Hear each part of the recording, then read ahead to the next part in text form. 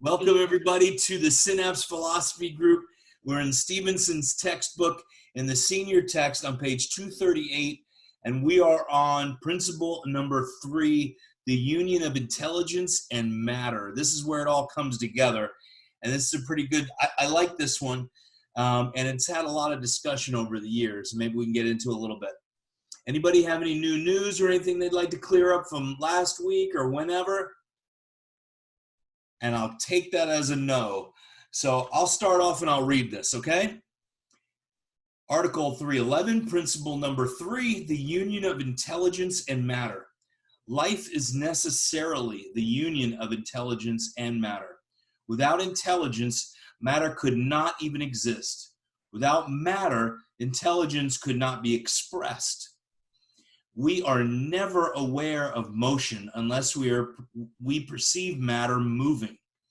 The study of physics shows us that some form of energy gets into matter and makes it move. Without this energy, matter is inert.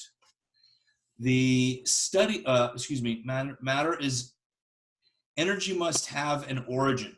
From its character of precision and accuracy, we deduce that its origin is intelligence, nothing less.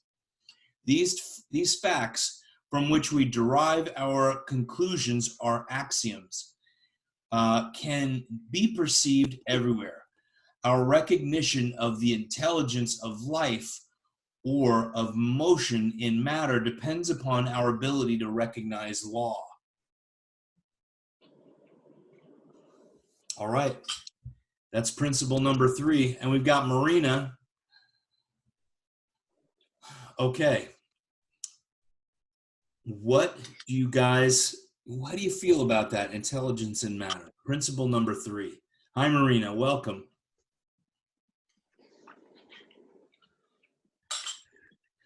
I had a conversation with some people today. My kids were at a play date and I sat down and talked to mom and dad.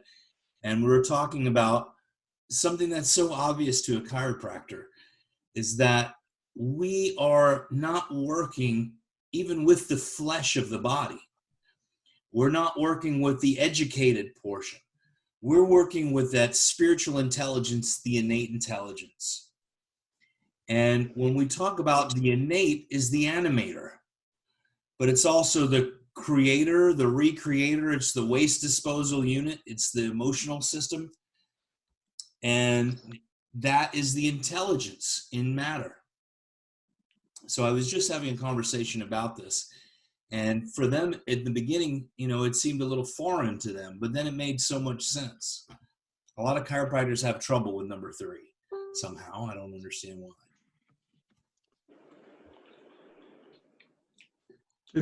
That kind of goes what I started to say to you earlier, Haig. And so I'm reading this book called Flip, and it talks about people that have one opinion and one idea about how things work, and suddenly over the course of time or some event happens and they go, wow, how weird is that?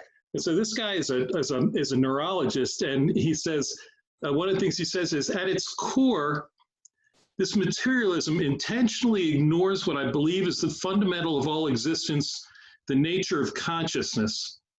And slightly later, he says, something that that's called evolutionary esotericism.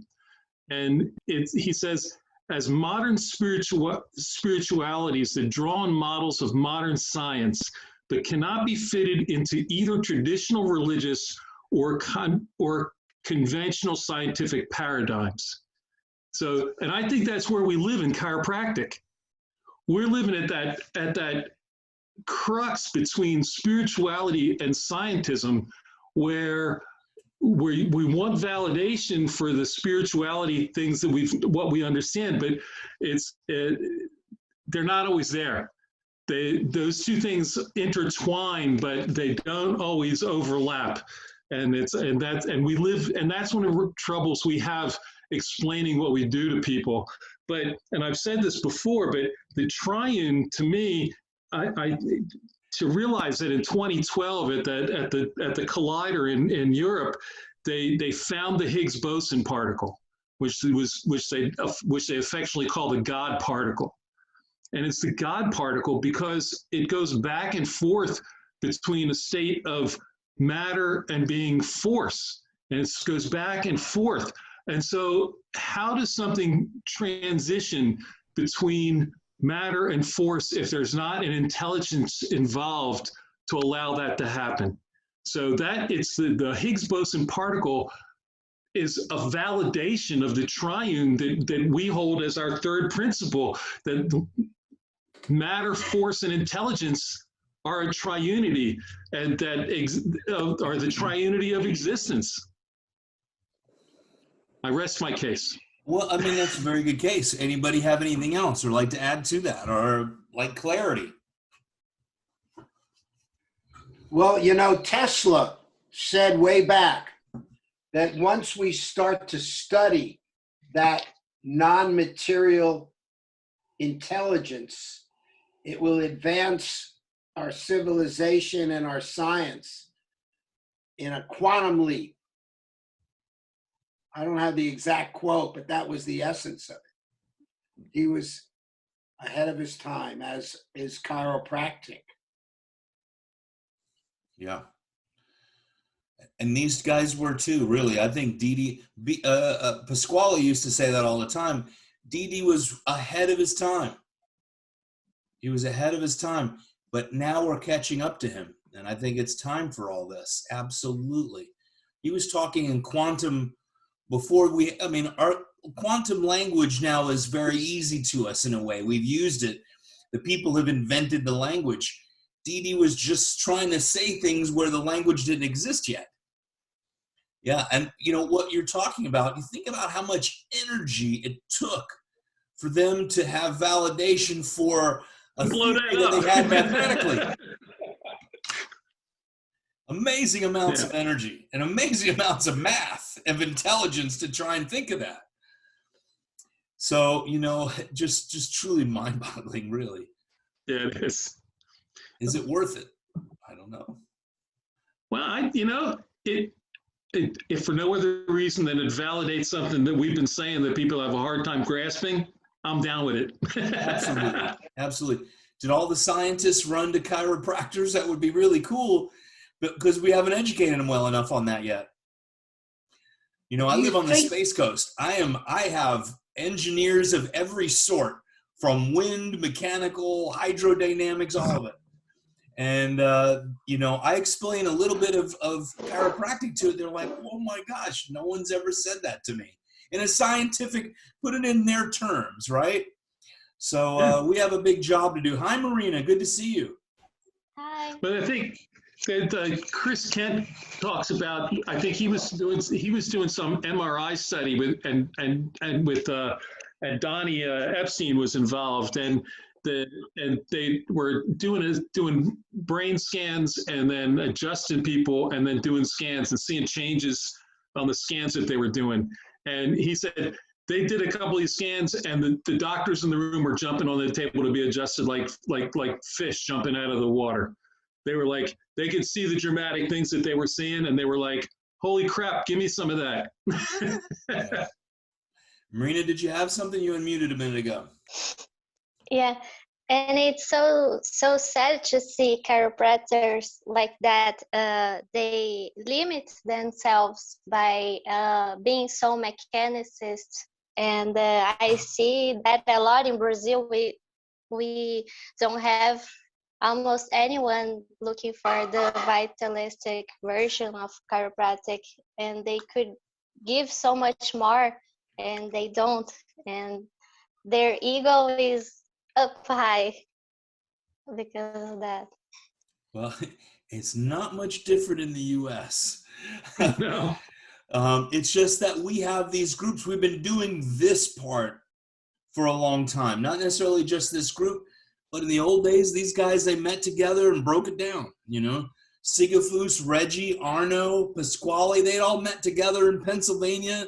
They met in New York. They got together and did this. That's why this is so valuable. And I'm going to say in Brazil yet. How about that? Because we have our first, I just got Portuguese subtitles on the very first episode that we did so far. I've gotten one done. Marina has translated up to, I think, Principle 2, I'm right? And so we're getting there, and we're getting it out to the world. And I just did a post on some of the Spanish and Mexican groups to help do some same thing in Spanish as well, because it's valuable, and it's not for us, it's for the people. And, you know, being vitalistic is not just to say, hey, I'm vitalistic, but it's to help people, I feel, give them hope and give them power to say, you have the power to heal inside you right now. You can be better. I'm going to help you heal yourself. And I just had we just had a little discussion in the office. Things got very symptomy. Everyone's, oh, my arm hurts, my head hurts. And I realized once that vocabulary starts in the office, I've got to go back and look at what my vocabulary is and my actions. So we just said today, okay, you know, if someone's wrist is bothering them, let's get them to understand why. Let's get into more of our adjusting subluxation back on track, just backing on track. Everybody we adjust today, I said, is your knee hurt today? No. Okay, it wasn't your knee. So we just had that discussion about being more vitalistic in the office today. Because we slip, it's slipping and checking. And it comes out, it's easier when people say, oh, my wrist hurts, you're having a heavy day already. All right, I'm going to check this and just get it over with. And I've done it. It takes more strength to say, you are healing. It's not your wrist that's a problem. It's something in your neck, and your body's healing it right this minute. Anybody else? You have any other input? Anybody? Steve from Melrose Place down there. I like Steve. Well, I'm just wondering if the rejection of the vitalism comes from the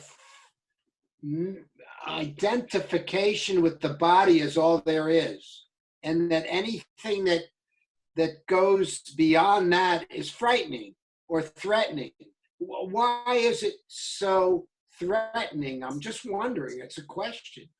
It's a very good question. I think that the ego wants to believe in physicality and death, and the body is all we are. And it has nothing. So I think it's an ego thing. I think it's a fear thing. I think it's a fear. One is that it's a double-edged sword here. One side is that they feel like I can make pain go away or symptoms go away easily. They can't explain it when they don't, but I know that lots of times people feel better, and so I want to do that. And I know that happens. It's harder to explain when things don't change or people feel worse after an adjustment on a temporary basis. The other side is fear of what I'm talking about is too weird for people. They're not going to get it. I don't want to take the time. It's fear of it's an acceptance issue of what people are afraid of. Their people are going to think. What are they going to think of me? Well, you know, it doesn't matter what they think of you. But that's the problem. A lot of them are in fear of what are they going to say?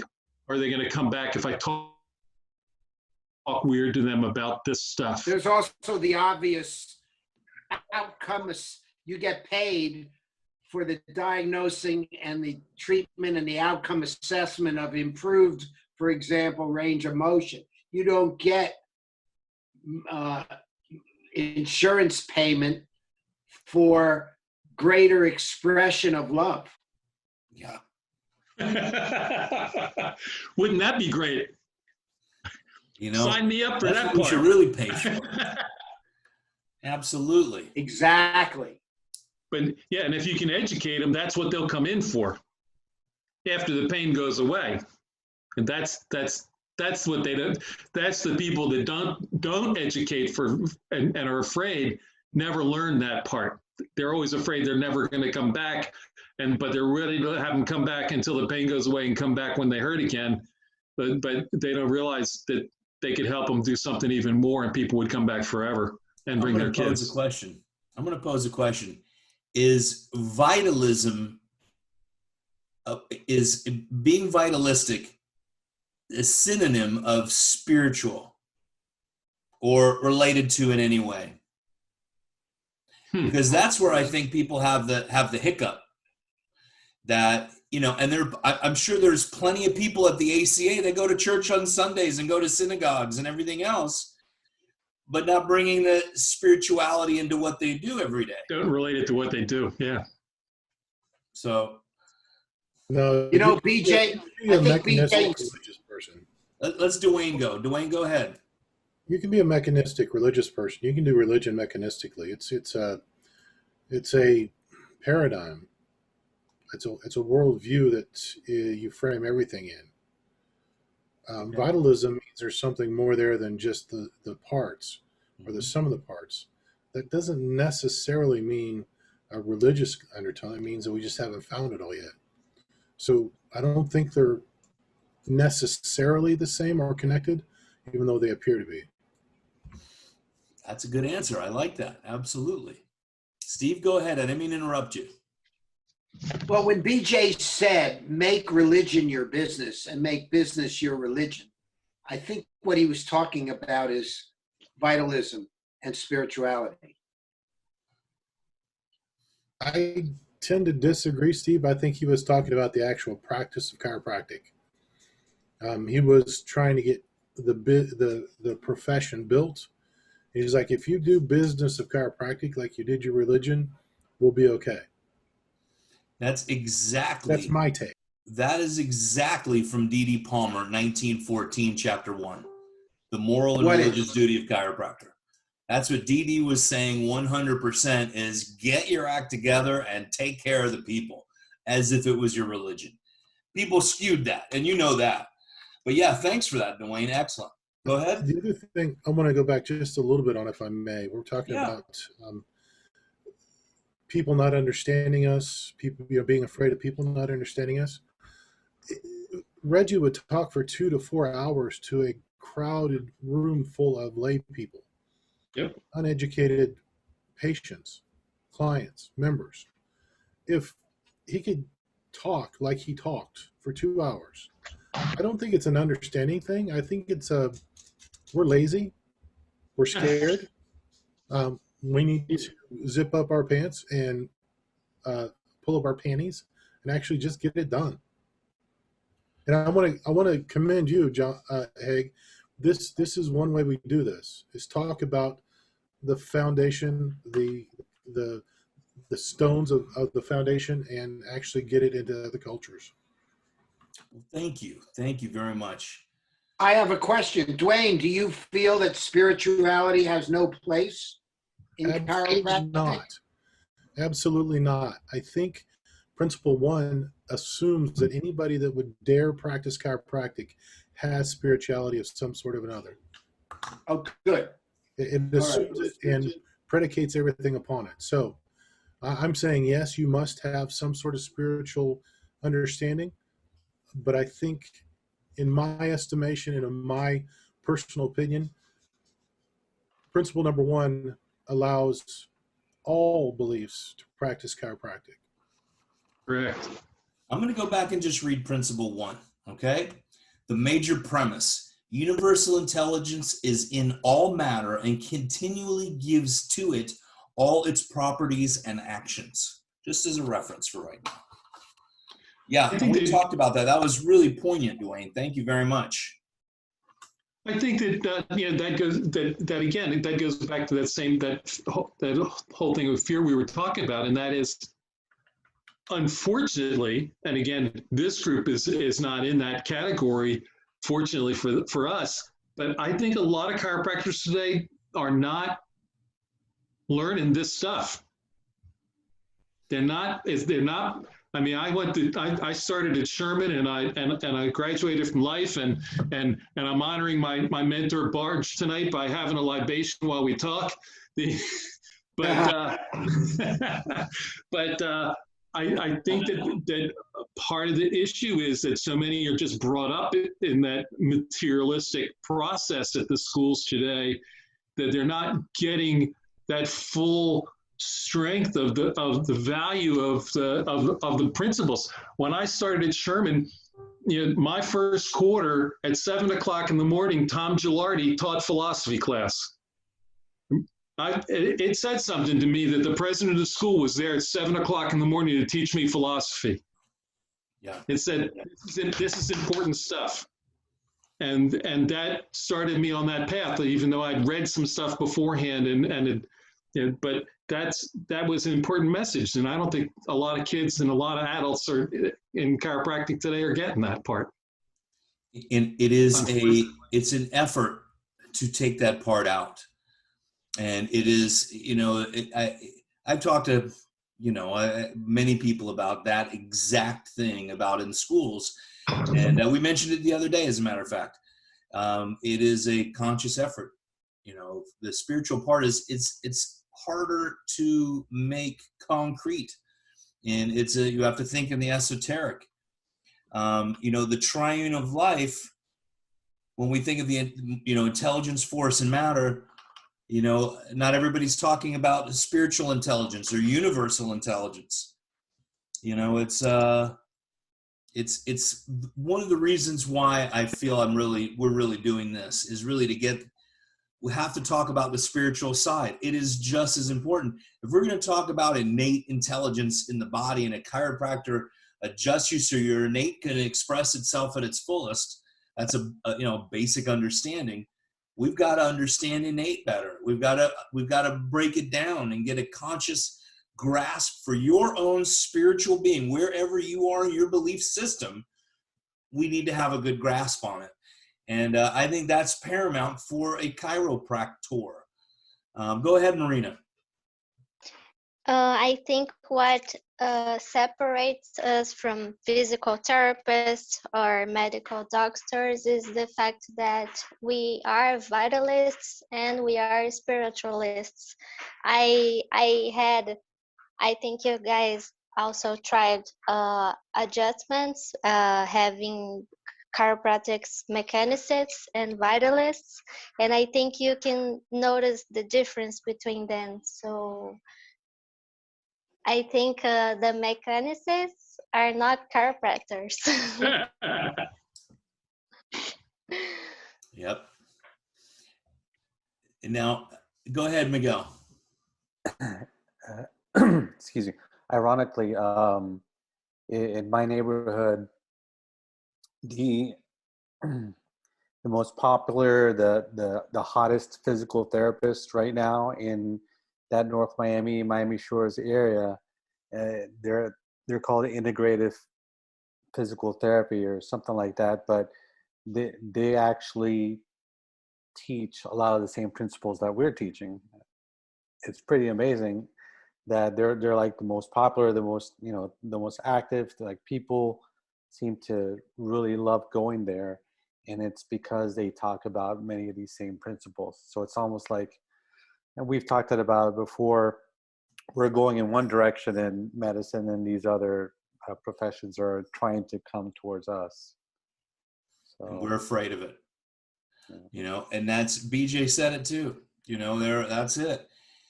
Thank you for that, Miguel. That's it's important. And Dwayne said it, we got to put on our big boy pants and our big girl pants and get out and just start spreading the word and saying what we mean. Say what you mean. And think how popular Deepak Chopra is, Bruce Lipton, all these guys that are like espousing spirit and matter and vitalism, and why the chiropractors go, oh, that sounds like religion, and want to run from it, when we should really expose what we're about. It's so delicious that I don't know why. This is the time, because when I started chiropractic school, Deepak and those guys were not that in the mainstream. Now they are, and they're attractive. I think it's a seller for those chiropractors that want to make money. They should be talking vitalism. Absolutely. Deepak's stuff is all about, he talks about universal intelligence. He Yeah. talks about innate intelligence, and the last thing he did with Alicia Keys, the last group of teachings that he did, meditations that he gave away, was about the female goddess within, and he was talking about innate intelligence, and it was so apparent as he went through over and over, like he's talking about innate, and even BJ called innate she. So it was very interesting to go through that group of teachings with him. I like a lot of stuff he writes, actually. So our time has come. The population is open and ready for it. It's ready. 100%. Yeah. We got to get it out there. Yep. Even one of the Marvel movies, Doctor Strange, it was. The whole transformation was him realizing about his innate. We talk about spiritual intelligence. Your body heals itself. Whoa. Go ahead, Steve. Did you raise your hand? No, it's just that the outcome assessment folks in chiropractic, they think that they're holding on to the old Newtonian physics of the universe, and they're outdated. Bruce Lipton, I quoted Bruce Lipton earlier today, and one thing he said, he was an atheist until he read D.D. Palmer's book. And that's why he was so popular in chiropractic, because he was so passionate about it. And he left chiropractors because we all just were fighting with each other. It's our fault. It's no one else's. It's within chiropractic that nobody can get their stuff together. So we've got a small group that's getting bigger, and we're going out and teaching this stuff around the world, okay? Because we want to help people. Period. Were you going to say something, Al? Did I cut you off? No, I'm good. It went away. Okay, Dwayne, your hand's up. Excuse me. No, it's okay.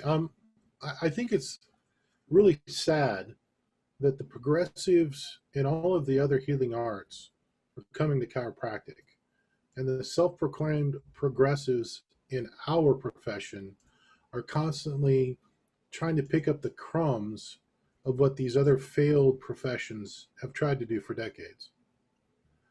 I've held that the cutting edge of healthcare is subluxation and adjustment.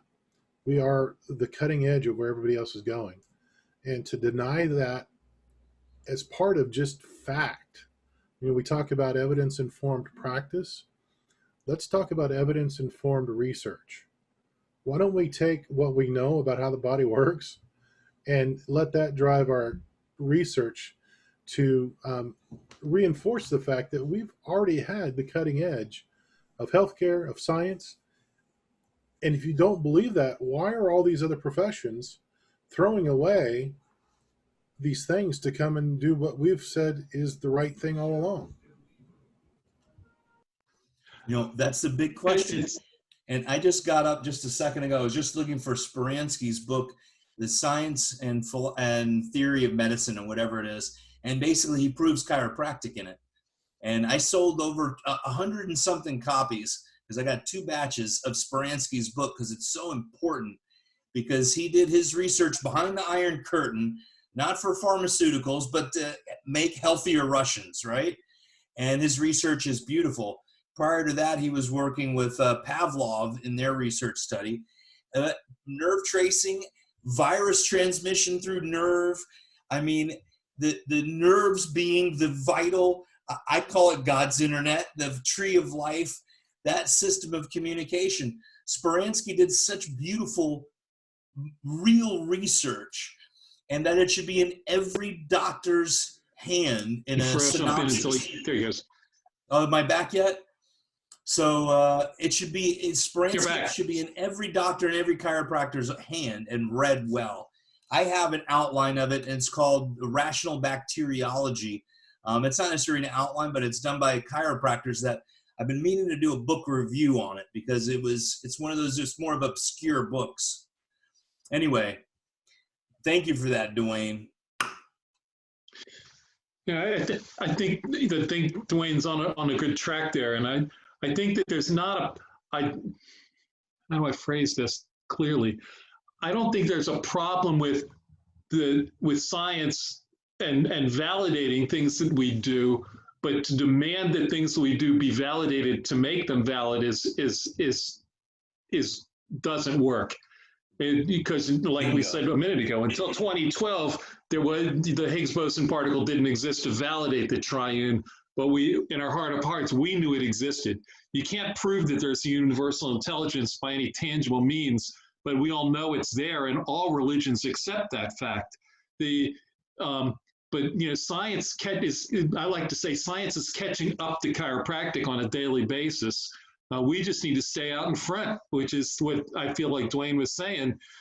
We are out in front, and we got to stay there with our principles and not let the people in our profession that want to corner us into something because you can't be validated by today's science, which is growing daily. And science is one of those things where it's not what we know is so much, but what we don't know is the majority of the universe. I don't have to know how the body is going to heal your bladder after an adjustment. I just have to know if I move your subluxation, your body's able to do it at its absolute best. I don't need to be proven that. It's obvious. It happens. So, that's we're in a place where we have to just keep going, keep serving, keep showing up, because what it is the squeakiest wheel gets the grease. We've got to be louder than the squeaky wheel. And it's not easy because we're less homogenous, and most people are in practice, and a lot of those people really aren't in practice, and they're the squeakiest wheel getting the most done, from evidence-based to, all these different people, whatever it is. But I think we touched on a lot of great subjects to everybody. And I think we've discussed. Get Dwayne in. Oh, go ahead, Dwayne. Go ahead. Yeah, I would beg to differ. I think the majority of evidence out there, majority of research actually proves what we say. We just haven't had a bunch of Christopher Kents to put it together in enough ways that everybody accepts it. Yeah, I think based on true physiology only backs up what we've always said. Yeah. What do people believe? The one that the information they've been told the most often, in a way, right? It's hard to turn back 100 years of programming in the AMA or however long that's been around. Well, ladies and gentlemen, I think we've done a good job on principle number 3. Let's do the triune of life next week, okay?